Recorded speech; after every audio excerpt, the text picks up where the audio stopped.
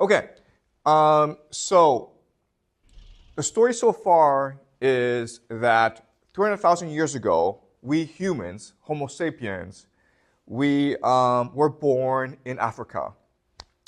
And then about 50,000 years ago, because of climate change, we started to spread around the world, okay? We went into Europe, then into Asia, then we crossed the Bering Strait into North America, then South America, then Asia went to Australia, okay? And 50,000 years ago, there's about 1 million of us all around the world. And the argument that I've made to you in this class is that from the very beginning, we were religious, okay? We know from the Ice Age cave paintings, we know because of places like Göbekli Tepe and Karahoyak that we had a religious belief that told us who we are and what we're doing here. And as we discussed in class, this religious belief is animistic, meaning we believe that we all come from one source, the Mother Goddess, and we are all the children of the Mother Goddess, including animals, plants. And because of this, we were a very compassionate people that were egalitarian. There was no difference between men and women. That was peaceful. We were violent. There was some violence, but we didn't really fight wars, okay? And we were artistic. We celebrated the Mother Goddess through paintings and through artwork, okay? And now the question then is, if we were like this for most of human history, how is it that today we have war, private property, and patriarchy where men make all the rules and women have little agency and power? And so this week I will explain to you how this happened. Okay? So in today's class, we will discuss really the height of this civilization. And this is what the anthropologist Marija Gimbutas called Old Europe. Okay? So to begin the story, I want to tell you what we've discovered in terms of linguistics. So for many hundreds of years, many people have speculated that maybe English, German, Greek, Latin all came from the same language that's been lost to us. This is a language we call Proto-Indo-European. And through decades of strenuous research, linguists have been able to conclusively prove that all these languages that we speak in Europe, okay, all come from the same mother language, the first language. But not only that, but also Iranian and Indian, okay, Hindi, okay, all come from Proto-Indo-European. So the question, okay, does that make sense to you guys? All right? So we know this because there are many words that sound the same in many languages, okay? So for example, father in English is father, right? But in Latin it's pater, okay? That's where we get the word paternity, okay? From the father. Greek, pateros. Persian, padar. Hindi in India, pita, okay? So the word father seems to come from just one word in all these different languages. Then you look at the word mother, okay? Mother, matar, matara, madar, mat, okay? Also sounds very similar. So again, for hundreds of years, people have speculated that there is just one language. And if you look at this map, okay? So for example, the English word for two, okay, the number 2, you can draw a schematic that shows you how all these languages, the word two, derive just from one word, dua, okay? So linguists have been able to piece together this Proto-Indo-European language. We've also been able to figure out how this language spread, okay? So there are two hypotheses. Either the language spread from Turkey, Anatolia, or from Ukraine, okay? Basically Russia. And we know it spread all around the world, okay? So basically all of Europe, and including Iran and India, okay? So this is the first language of all these languages that we speak today in most of Asia and all of Europe. Okay? So any questions so far? All right. Now, the problem for linguists is how do you piece together the language, okay? Because this language is lost to us. Okay, sorry. So this language is lost to us. And so what linguists did, okay, and this is a very slow process, is they basically looked at all the words that seem to come from the same word in different languages. And what they discovered is that there are certain words that are distinct to the first language. So words like bull, cow, ox, ram, ewe, lamb, pig, piglet, sour milk, why, curds, field, dog, shear wool, textiles, scratch plow, oxen, yoke, grain, shaft, furrow, rustling, grinding, pesto, households, okay? What do you guys notice about these words? Do you see patterns in these words? What patterns do you see in these words? Okay, so what these words tell us is the culture and lifestyle of the Proto-Indo-Europeans. Okay, does that make sense?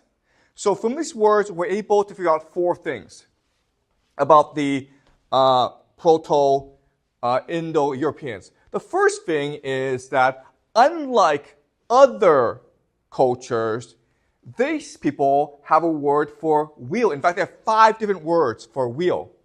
And what this tells us, what we can guess that these people, whoever they are, they invented the wheel. Okay, does that make sense? Because they have words for wheel and other cultures don't. Okay, so they were the first to invent the wheel. Second is that they have words for dairy products, okay, cow milk. And this is important. Why? Do you guys know why this is important? Why is this strange?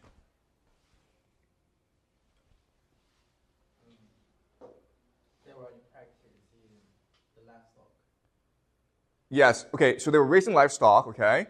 Okay, what makes it strange is that for most of human history, we were lactose intolerant, meaning we did not have the ability to drink milk. So these people, not only did they invent the wheel, but they changed their system, biological system, so that they became lactose tolerant. They now have the capacity to drink milk, okay? Does that make sense? So whoever these people are the first people to drink cow milk.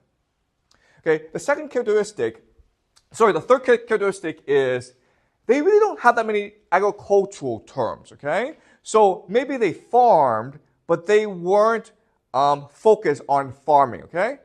Whereas other cultures were focused on farming. Okay, that's the third thing. And the fourth thing is they have words for horse. And this is important because this tells us that they were first to domesticate the horse, meaning that they could control the horse. Okay? This is important because throughout history, horses, if they see a human, they run away, okay? Because that's the best way to survive. If you see someone coming, you run away.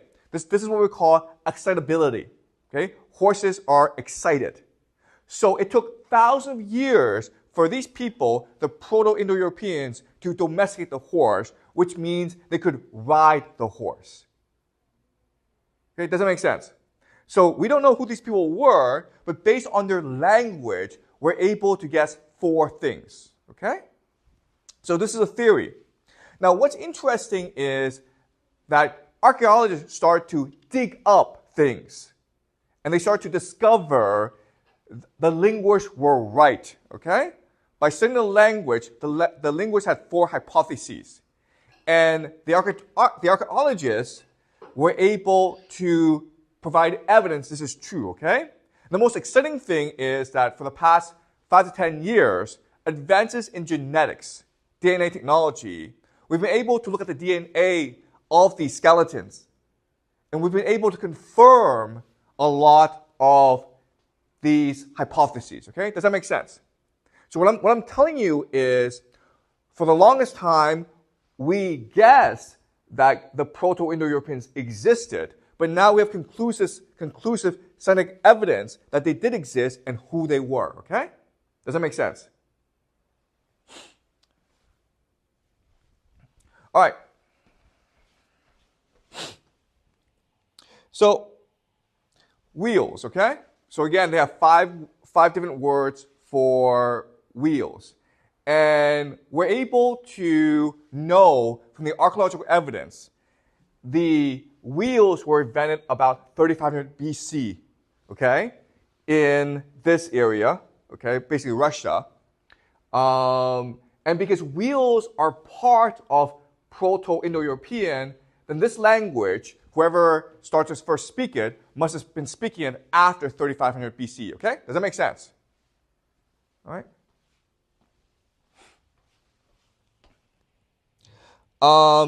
There aren't that many agricultural terms in Proto-Indo-European, okay?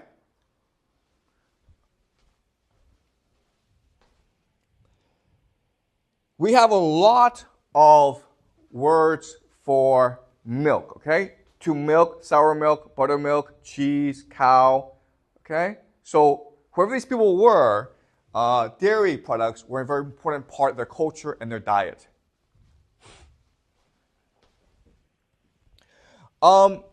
This is DNA evidence that shows us that these people, who we call the Yamnaya, okay? These people are called the Yamnaya. They were able to develop hormones that allowed them to be lactose tolerant, okay? In about 4500 BCE, very few people could drink milk. And by the time of the Yamnaya, about 1,000 years later, they could basically all drink milk. And because they could drink milk, what happens to their body? Do you guys know? What's the difference? If you drink milk, exactly, okay? So we know from the evidence that these people are taller than everyone else. In fact, these people, because they drink milk and they eat a lot of protein, they were on average 20 centimeters taller than farmers. Okay, does that make sense to you guys? Okay? Yeah, go ahead.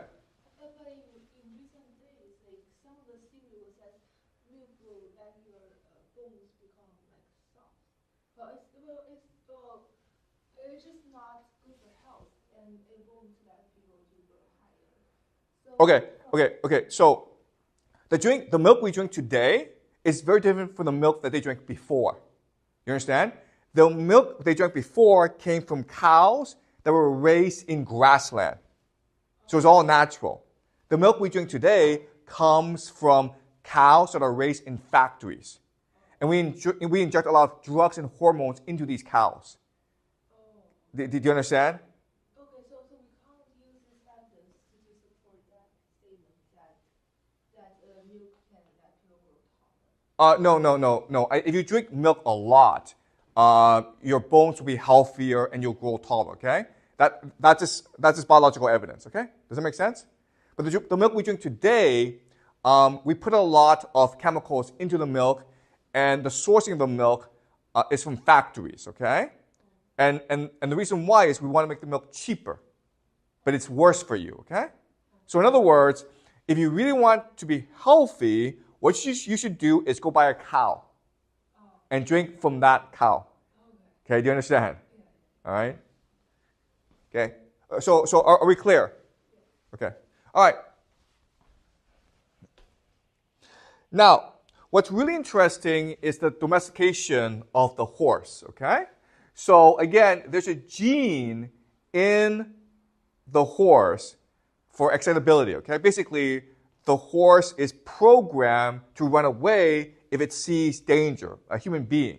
And it took us about 3,000 years, okay, from 5500 BCE until 2200 BCE to domesticate the horse, because it's very hard to make horses not run away when there's danger. Does that make sense? So this is a very long process, but they were able to accomplish it.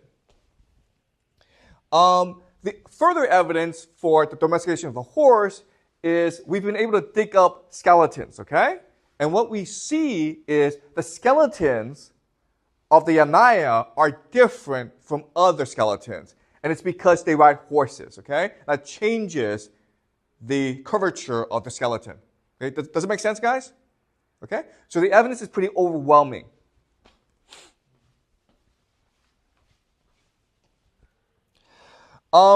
Eventually, they were able to put all the pieces together, okay? They were able to put the horse and the wheel together. And as such, they create the wagon. The wagon meant they could move from place to place. And they became what we call nomadic pastoralists, okay? So have you guys been to Mongolia? Have you guys been to Mongolia? To me? Yeah, same, okay? But you see, the way they make a living is they have like cows and sheep, right? And they take the cows and the sheep from place to eat the grass, right? And they're able to do that because they're able to put all the belongings into a wagon and move from place to place. Okay? Does that make sense? So these are the people who were the first speakers of Proto-Indo-European.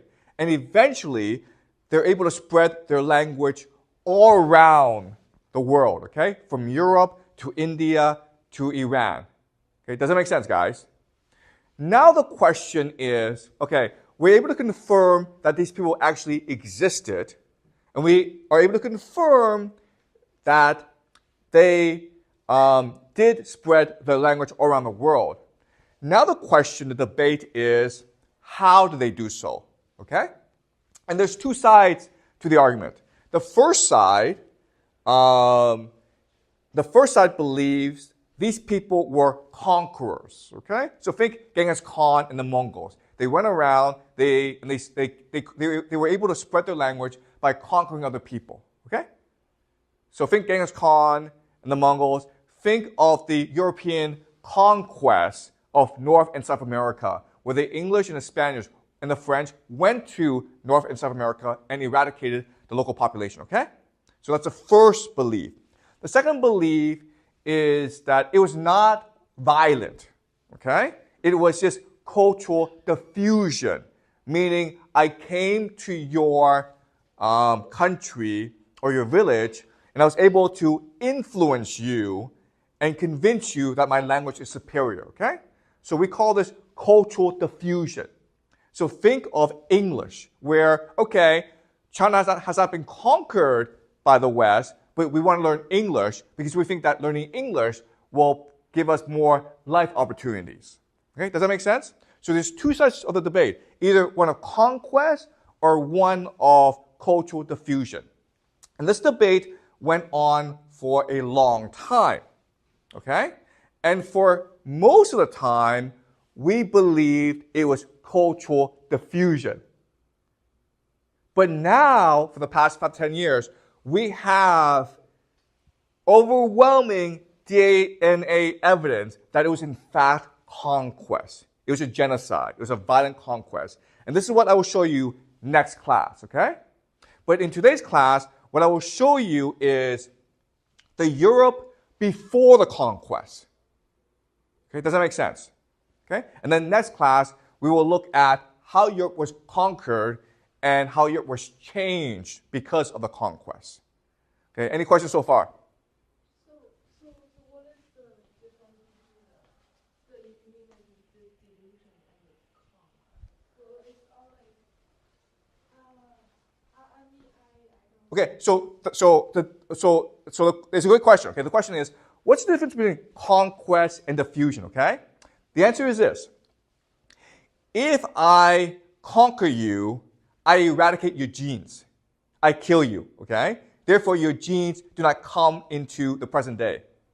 Whereas if it's diffusion, your genes are still around. Does that make sense?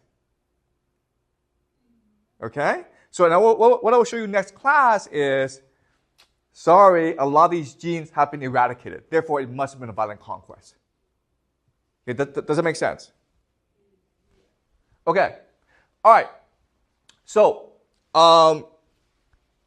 let's now look at Europe before the conquest. And a lot of what we know about Europe comes from a very famous anthropologist. Her name is Marija Gimbutas, okay? And we'll be spending a lot of time today talking about her theories.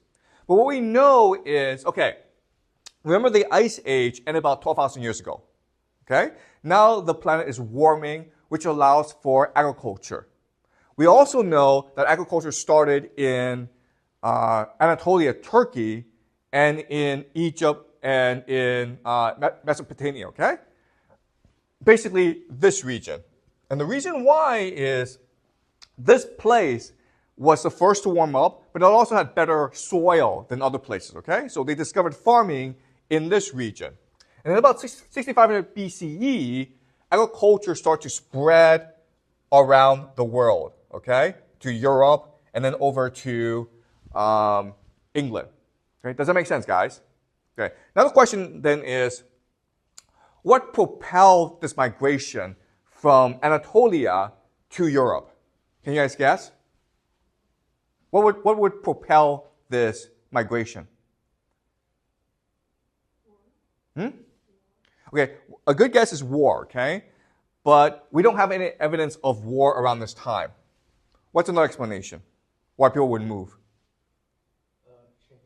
Exactly, thank you. Climate change, okay? The weather became a lot cooler during this time, make it harder for people to farm, okay? Also, they've been farming for a long time in this area, which meant that the soil is no longer as good as before, okay? So you had these massive migrations of families into Europe because Europe at this time, the weather was becoming a lot warmer, which allowed people to start to grow agriculture in this area, okay? So in about 6500 BCE, people start to move from Anatolia into this area. And because they were moving, they brought with them their religion, okay? Remember, like the religion of Göbekli Tepe and kind of Hoyak is one of the mother goddess, giving life to everything, okay? And because of that, we know that the people in this area were mainly egalitarian, peaceful, and artistic, okay? Does that make sense?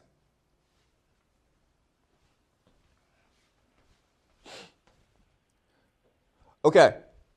What we'll study next class is that there were two massive migrations into Europe, all caused by climate change. The first migration are farmers, okay? The second migration are pastoralists. And what I will show you next class is that we will look at the DNA evidence, okay? So if you look at the DNA of people today, what you will see is that about 4500 BCE, most people in Europe, their genes were a mix of farmers who came from Anatolia, as well as hunter-gatherers who were there originally, okay? Does that make sense? But then, after 3000 BCE, you have this green come in, okay? And the green are the Yamnaya, okay? The Proto-Indo-Europeans. And so I will show you this next class, okay? But I want you guys to understand what happened, okay? Does that make sense?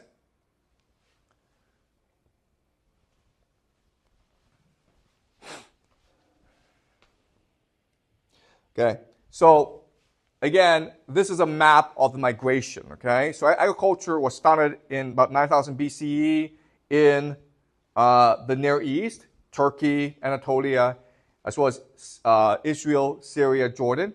And then it spread from about 7,000 to Europe, okay? And then the purple is the Yamnaya people, okay? Who believe were from Ukraine in the steppes, and they spread around the world. Next class, we'll discuss who the Yamnaya were and how they conquered the world. Okay? But first, I want to look at the farmers who built Europe before the conquest of the Yamnaya.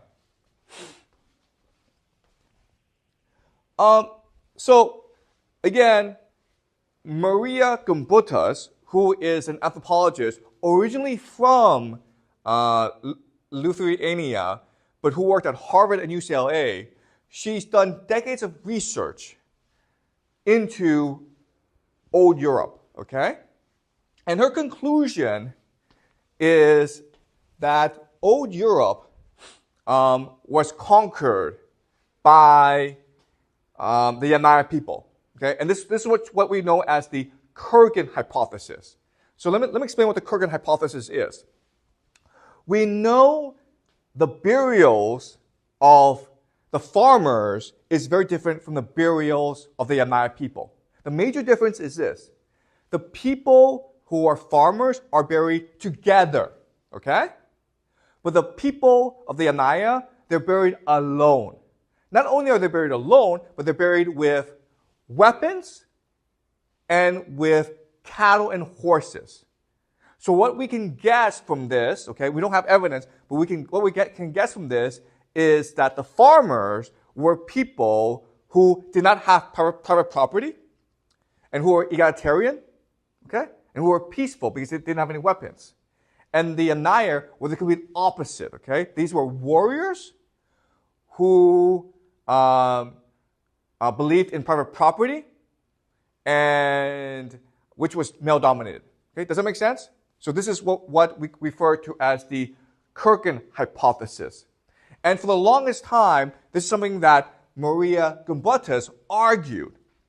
And she was laughed at. Why was she laughed at? Why would people laugh at her? She's saying that, okay, before these Yamnaya came to Europe, Europe was a place that was basically governed by women. And it was artistic. And it was peaceful. And it was egalitarian. Why would people laugh at her? Yeah, they don't believe in her. Why? And, excuse me?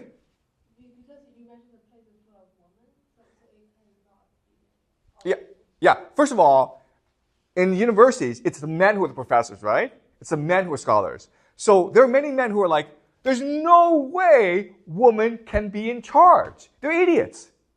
Okay? Why would women be in charge? They're stupid. They're useless. It's men who are always in charge. Okay? That's one reason why they laugh at her. What's another reason why they would laugh at her?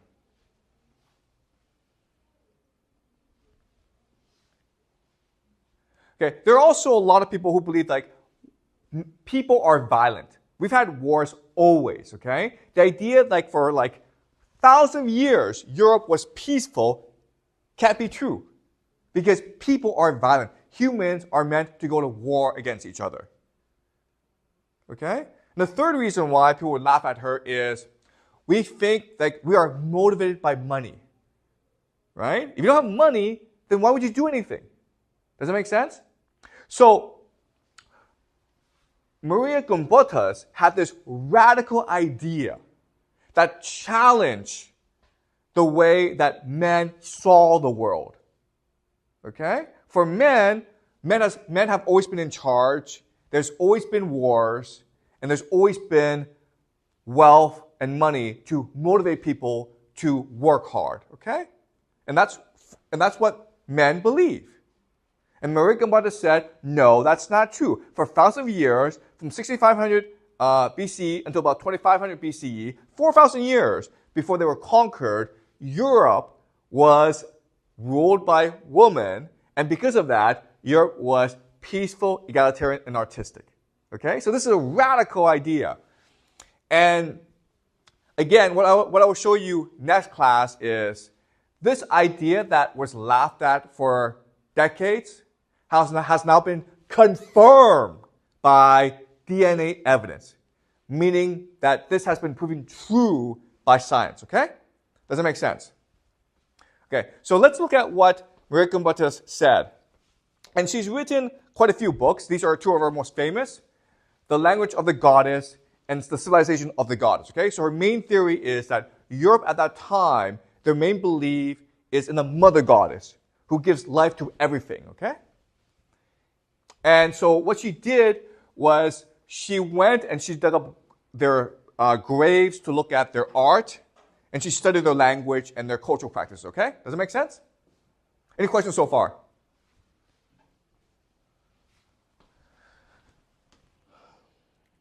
Okay, so this is from the Civilization of the Goddess, and we'll read this together, okay?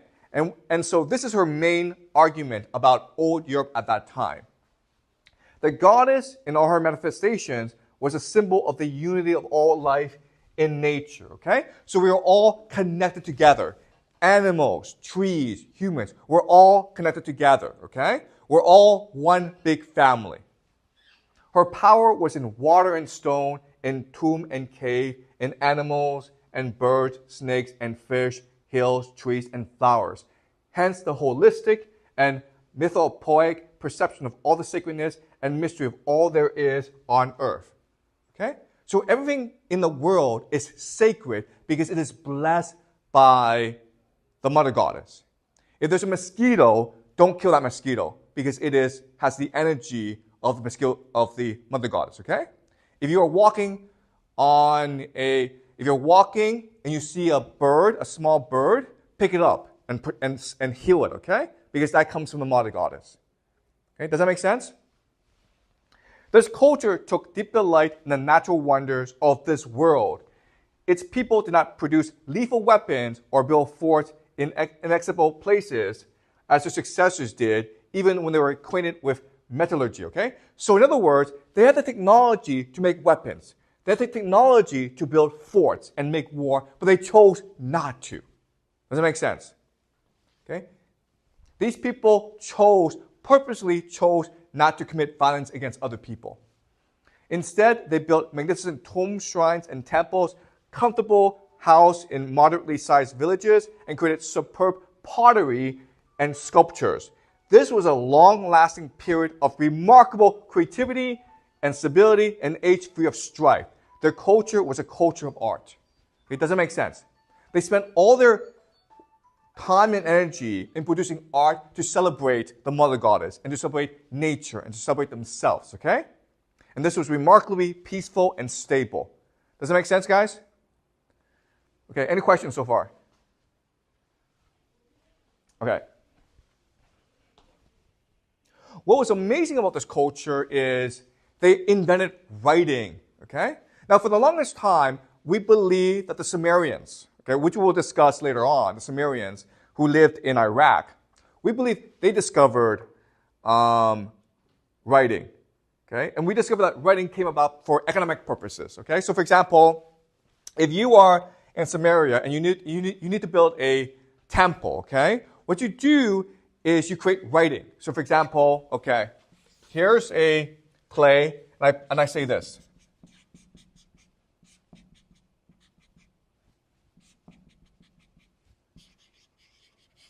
Okay, so this is writing, right? What does this mean? It means like these two people, this family of two, will get 2 bushels of wheat and 2 baskets of bread for their work today. Okay, does that make sense? So we thought that for the longest time, people created writing for economic purposes, okay, in order to have an economy. But what Marija Gimbutas has discovered is, no, we actually created writing before for religious purposes, okay? So for example, if I have a painting, okay, and it goes like this, okay, something like this, then what I'm saying is the mother goddess blesses this sculpture with her life and with the abundance of water in nature, okay? Does that make sense? So writing is a way to communicate with the mother goddess. It's a way to make divine and sacred our art. Does it make sense, guys? Okay? So these people were sophisticated, they invented writing. Okay. Now, I want to go over some of the cultural differences between that culture and our culture to show how stark the difference is, okay? So, for example, in today's culture, when we think of snake, we think of poison, danger, right? We've been taught that snakes are dangerous. But in this culture, the snake was a symbol of life energy and regeneration. Because, snakes can shed their skin, right? A most benevolent, not an evil creature, okay? So that's one major difference. Another major difference between our culture and their culture is, in today's world, we think that white is good, black is bad, right? And we can't imagine that black is good, white is bad, right? But in their culture, that's exactly what they believed, okay? Black did not mean death or the underworld. It was the color of fertility, the color of damp caves and rich soil, of the womb of the goddess where life begins. White, on the other hand, was the color of death, of bones. Okay? Does that make sense? So back then, for most of human history, we thought that white was bad because it symbolized death, and black was good because it symbolized life. And we can't possibly imagine that today, right?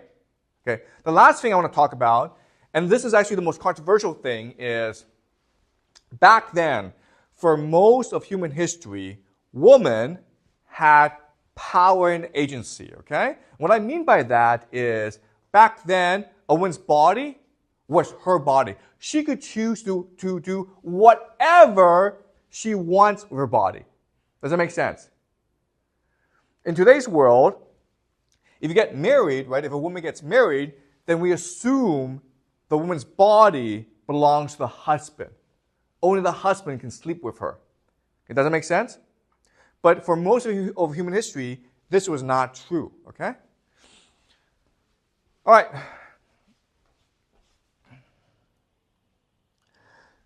So you look at sexual taboos today, okay? Why do we have sexual taboos? To shame women into proper behavior, okay? So for example, okay, if a man sleeps with 1,000 women, we think, great, he's a stud. He's good looking, he's rich, he's tall, he's a stud, right? But, hey, if a woman sleeps with 1,000 men, she's a slut. She's a bad person. She has no ethical, she lacks ethics. She lacks morality. She has no character. Therefore, we must avoid her, okay? Why does this make any logical sense? Why is this true? Guys, why is this true? Okay. Yeah? Maybe because in recent society it is like how to say that they treat our people. It just says like the woman has no worthiness in the man. Exactly. We have this, okay? We have this prejudice because men are considered superior to women, and therefore men want to control women. And the best way to do that is by controlling the woman's body. Okay, does that make sense? Okay, so this is just a cultural prejudice. There's no biological evidence this is true, okay? All right, so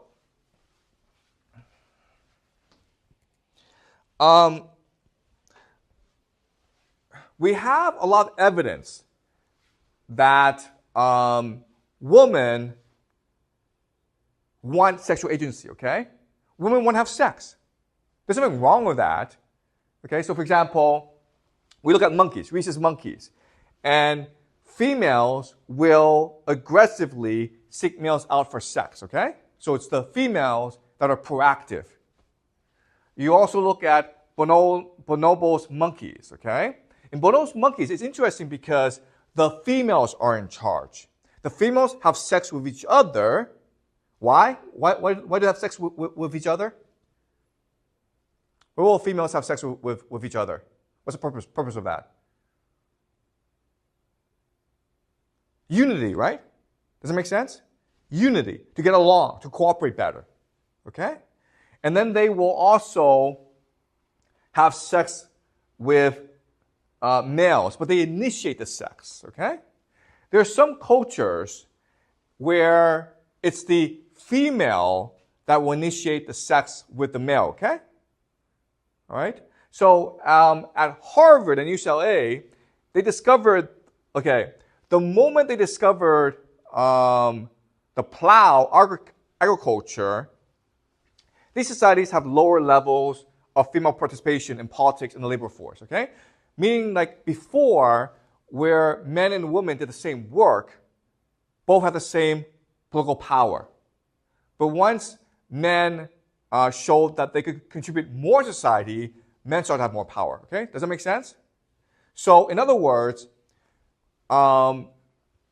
differences between men and women are not biological constructs, okay? They are cultural constructs. And for most of human history, men and women were equal. Okay? Any questions so far? I just have like a question about the previous. It's like you said about black and white, and in the ancient times they're completely opposite. So how does it change to the completely opposite? Okay, so the idea of black and white, like white is good, black is bad. It's a recent construct, okay? It comes with the idea of race. Okay? And race was invented about 200 years ago. Why? Because Europe was going around conquering the world. And they needed to justify why they were doing this. And the theory is because we're superior people. Our race is better than your race. Okay, does that make sense? So race is a recent cultural construct. And it was to justify imperialism, the conquest of other people for no reason. Okay? Does that make sense? Okay. So all this is recent, okay? All right. There's a really fun book called Sex at Dawn by Christopher Ryan, okay? And what he argues is that for most of human history, women had sexual agency and they had multiple sexual partners. And one piece of evidence is this. Gorillas, right? They're the biggest primates. They're huge, right? Well, it turns out their penises, when fully erect, is only 4 centimeters, okay? Men, who are a lot smaller than gorillas, when erect, they are at least almost 4 times as big as the gorilla penises, okay? So the question then is, why is this the case? And one theory is that when women have multiple sexual partners, the man with the bigger penis will spread his gene forward. Does that make sense, guys?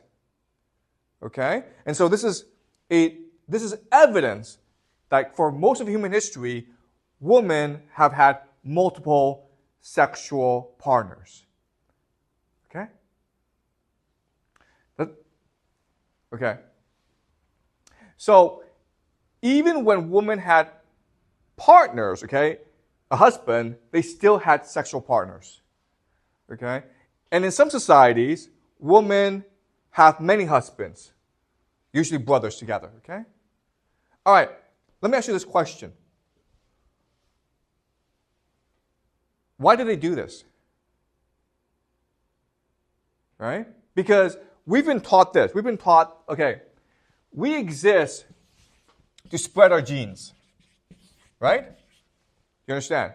So if I marry someone, only if I'm sure that the offspring, the children, are mine, will I work hard to ensure that the children are fed and raised properly and educated. Okay? Does that make sense? So we've been taught for a long time that we first care about our genes. Okay? That's why men want to have as many wives and children as possible, and women want to find the wealthiest husband. But before most of human history, this was not true. Why?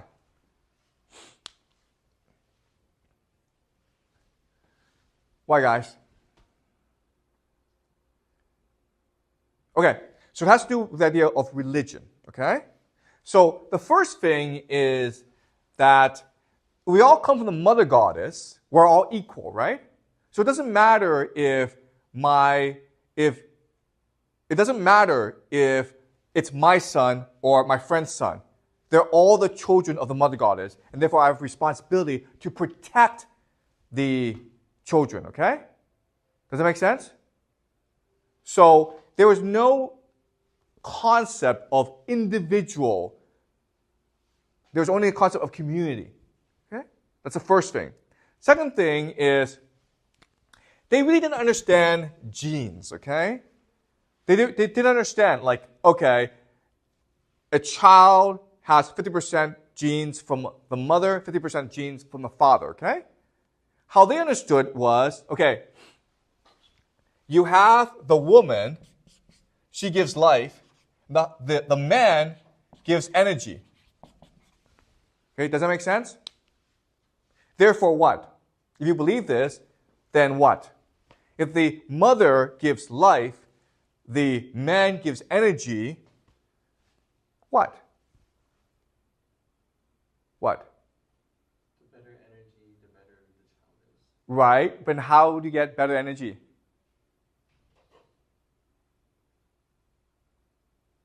More men, right? You understand? If men are giving you energy, the more men you have sex with, the more energy you have. Does that make sense?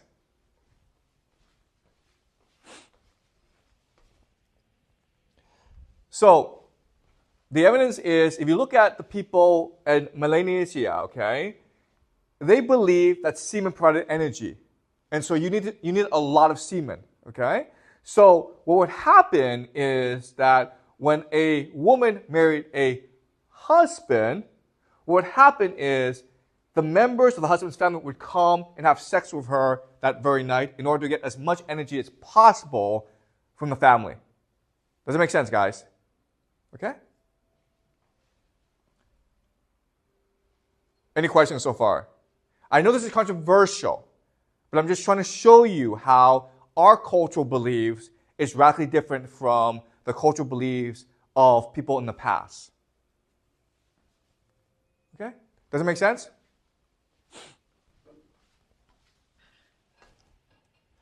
Okay, so one last piece of evidence is this. When you don't know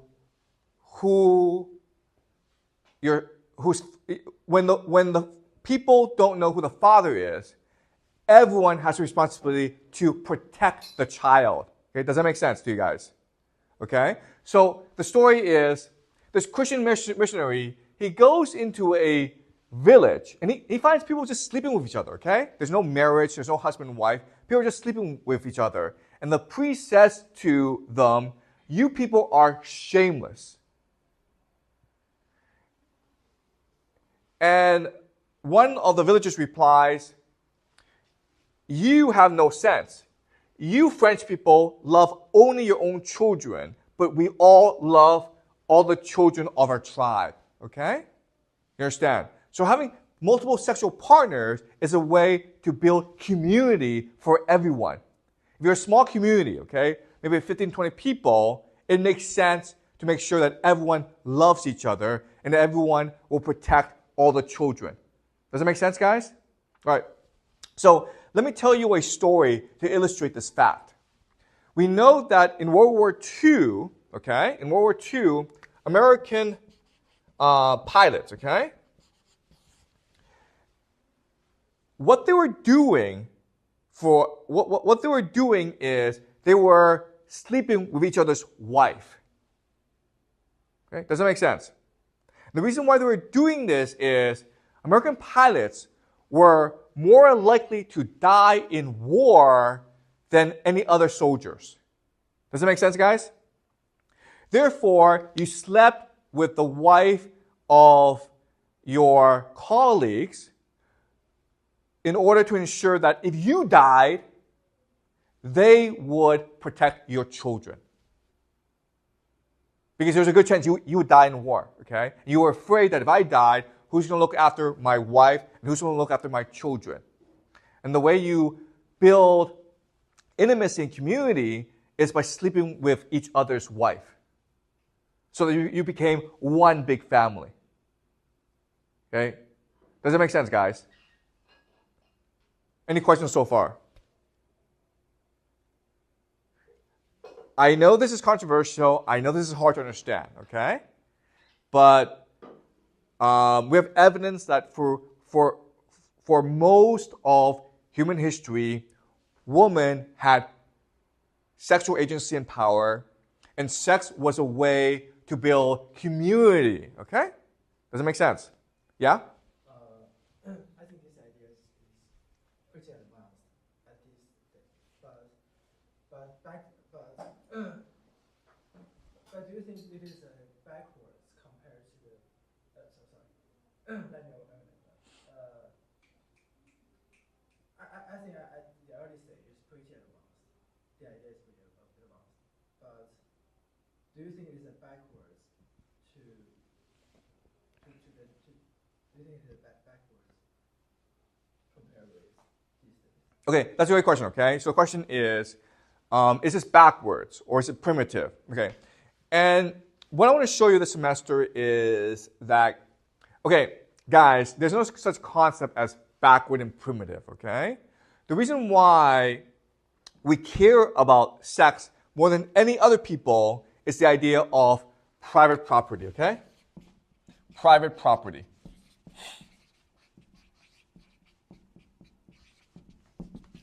Okay? So, for example, if I have a wife, and I do have a wife, okay? We have 3 kids, okay? I want my 3 kids to inherit the money, right? But if my wife goes sleep with other people, then who gets the private property? So in other words, we have the idea of sex as shameful because we live in a we live in a patriarchy. Okay, does that make sense? All right. Okay. Sorry. Let me explain some more later on. Okay. All right. Let's move on. All right. So I want to conclude with this idea. I want to conclude, Marija Gimbutas argued that old Europe was ruled by women, or women were part of the political class. And because of that, Europe at that time was more peaceful and more stable than at any other time in its history. Does that make sense? So another question then is, why would women as a political class be more effective than men as a political class? Okay, and there are 3 reasons. All right, the first reason is women are more willing to cooperate and collaborate. Okay, does that make sense? So men are competitive. We like status. We like power. But women are much more humble. So women are much more likely to compromise and collaborate than men are. Okay, does that make sense, guys? Okay? So if men are in control, then men want all the power. But if women are in control, then women are much more willing to share power with men. Does that make sense? The other thing is, let's just say like your community gets in conflict with another community. Well, what would happen is the women leaders of your community would get together with the women leaders of that community, and you could quickly negotiate a compromise. Right? But men are competitive, they like status, they like face. So it's much more likely that when men start to negotiate, it becomes violent. Does that make sense? Okay? So that's one thing that women are better at. Women are better at collaborating and compromising. That's the first thing. Second thing is that women have more emotional intelligence. Does that make sense, guys? Meaning, like, men care about rules, right? Women care more about you as a person. Therefore, women are much better at managing people. Does that make sense? Okay? The third thing is that men can use violence to coerce other people, right? Women are not as physically strong as men, therefore they have other strategies for controlling men. And the two main strategies are gossip, okay? Basically talking about you behind your back, which forces you to conform, but also sex, okay? So if the woman spreads sex evenly among the men have no reason to fight. And if a man does something bad against the community, the woman can choose to not have sex with this man, okay? As a way to punish him. But this is all very subtle and nonviolent ways of forcing people to conform to the rules of the society, okay? Okay? Does that make sense? Any questions? This is confusing to you guys, right?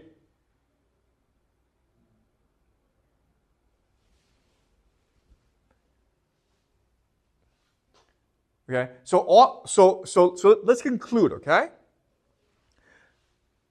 Before the conquest of the Yamnaya, all Europe was a peaceful, egalitarian society, okay? And a lot of the reason why is that women were given higher status in society.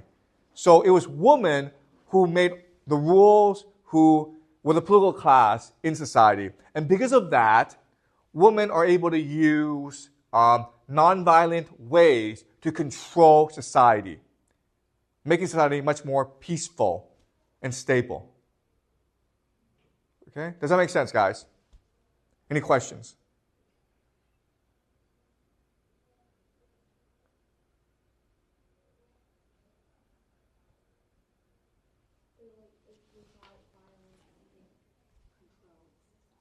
Excuse me? Okay. So the question is, if people are not violent, how do you control society, okay? And so the way you can control people is through the idea of shame. Okay?